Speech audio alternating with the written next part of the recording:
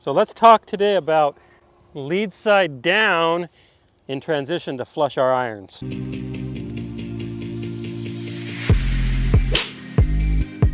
So Ed, I've got an alignment stick in my belt. I know you use this a lot with our online academy. When I go through and look at some of the evals you give, this is one of the main principles that I see from you. So let's talk about this a little bit. Well, the reason I do that is quite often what I see is that when most people start their downswing, they start pushing off a lot. And as they do, this belt stays straight up, and then all of a sudden, come to impact, your zipper and your buttons are not in alignment. And so they're not rotated and they have to throw. And then quite often they get this part way over here, the hand's way behind them. So what I do is I ask them to put this in their belt loop, most of it sticking out the lead side, barely anything on this side. And then as they wind themselves up, to make sure that their lead side doesn't collapse and this thing angled too far down, they have to feel like it stays somewhat up. Yeah, so we don't want to feel like it goes down like this early. So this side's going to feel like it's staying somewhat up. Yes. And now in transition, I want them to visually see this thing work itself down and around.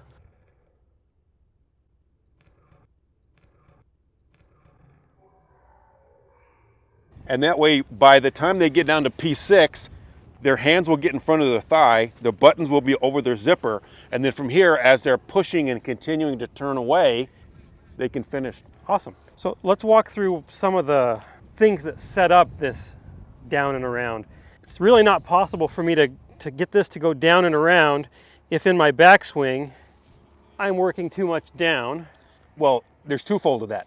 One is either my lead side is collapsing way too much, or two, I'm staying in right bend instead of left bend. Yeah. When we always talk about, we want them to feel like their trail side is expanding up, and they're going to feel like their hips are level, but they won't be.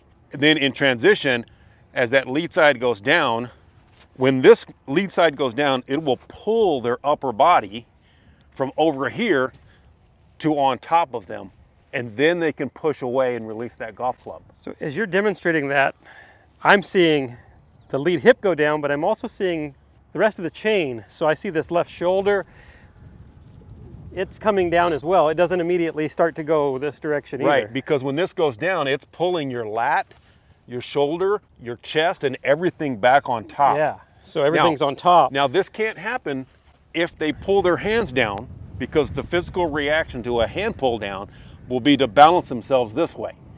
So we have to make sure that we keep our hands and arms up, center of mass working back as this is happening. Awesome. So there's a combination there.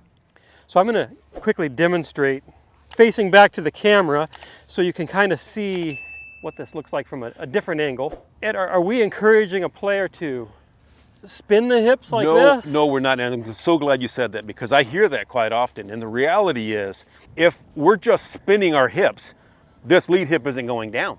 No. So what I want it to feel and look like, I make this nice wind.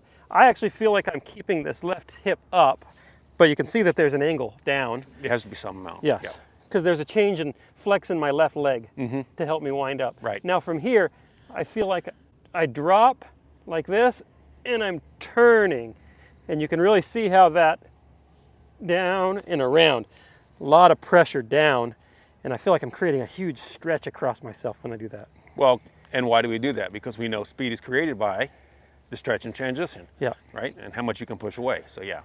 So Ed, how would a player know if they're actually spinning out versus landing left correctly? Well, usually it's going to be one of two things. Either one, that left hip is going to come shooting straight up and they're probably going to spin their foot like this, as opposed to actually feeling like as they're falling left, they're on top of their leg and then they can push away.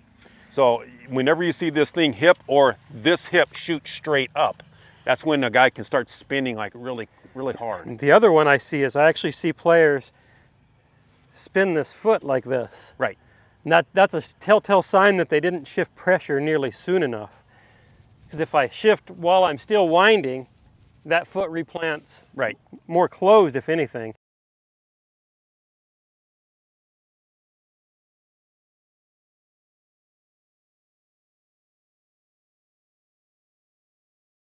Yeah, you need a braking force for You're sure. not going to see it.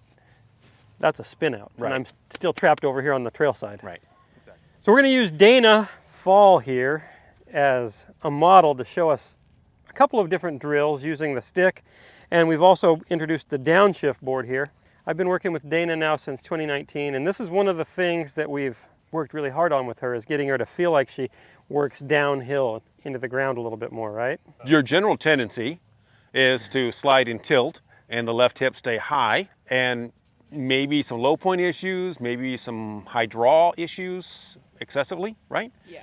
And this is to try to eliminate some of that, add a little more compression, add a little more speed, right? And kind of zero yourself out just a little bit better. So we're going to use the downshift board and the stick at the same time so that it can show how when she actually falls left, that left hip goes down, which causes the board to go down, and then she can push that lead hip around the corner. So show us without hitting one real fast, because I don't want Ed to eat a golf ball. Okay. I appreciate that.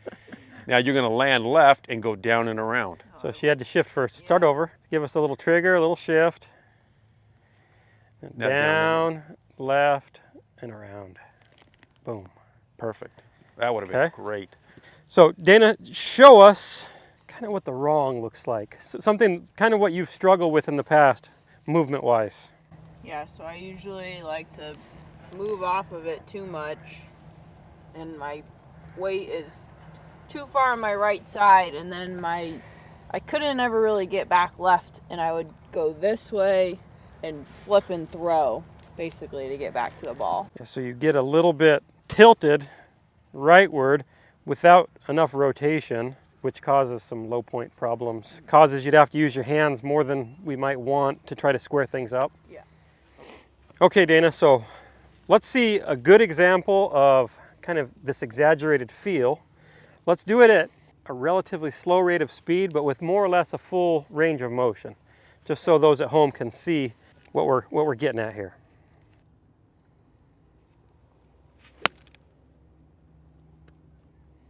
It's good. Yeah, just a little skinny, but that was the right pattern. Really exaggerate the down piece. There you go. A nice fleshy one. I go more down. Okay guys, so some last thoughts here. We're gonna wrap a bow on this thing. The keys to being able to make these really nice strikes with our irons are, first, we've got to wind the system up. We don't want to wind the system down. Oh, that's a good way of putting it, yeah. We want to wind the system up, so then we can downshift. Boom. And now I can unwind.